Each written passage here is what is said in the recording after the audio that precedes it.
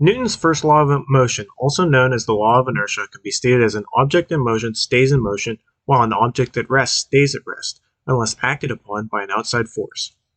This implies that an object will tend to stay at a consistent speed in a straight line.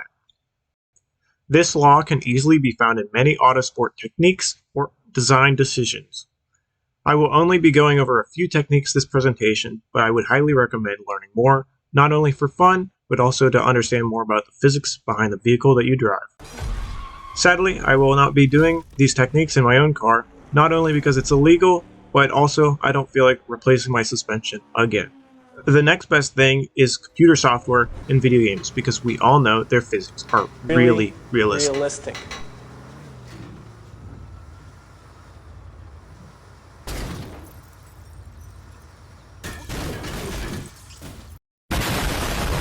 The techniques that I am going to be showing are dealing with weight transfer to move grip around the car. Most of the time when weight transfer is talked about, it normally is in a drifting setting, because in order to fully understand how to drift a car, you need to understand how it works, or you may risk snap oversteer or not initiating a drift and getting understeer. The same idea is used in grip racing, but to a lesser degree.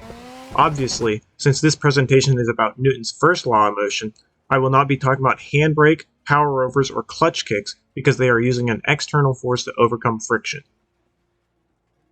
The basic idea behind weight transfer in a car is the body of the car has a much harder time changing inertia compared to the wheels. An example of being able to see this is in Initial D.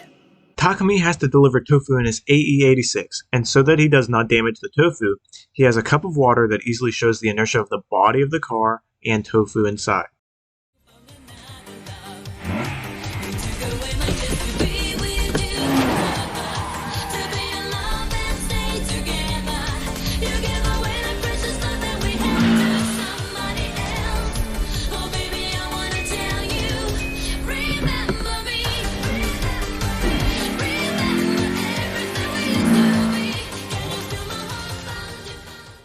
The body of the car is connected to the wheels through springs and shocks, allowing the body of the car to move separately from the wheels.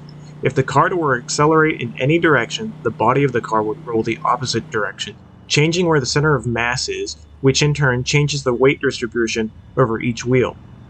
Because friction is the coefficient of friction multiplied by the normal force, the less weight pushing down on a tire, the less grip it has. There are two main ways to shift the weight of the car to gain advantage in the corners. The first is to shift the weight of the car over the front tires, allowing them to gain more grip and take a tighter line than the rear.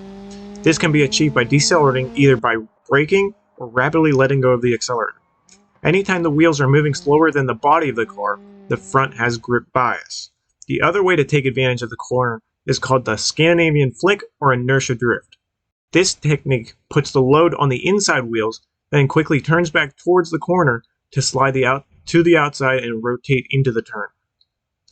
In order to do this, the car must approach the turn from the inside, quickly turning away from the turn and countersteering the direction of the turn.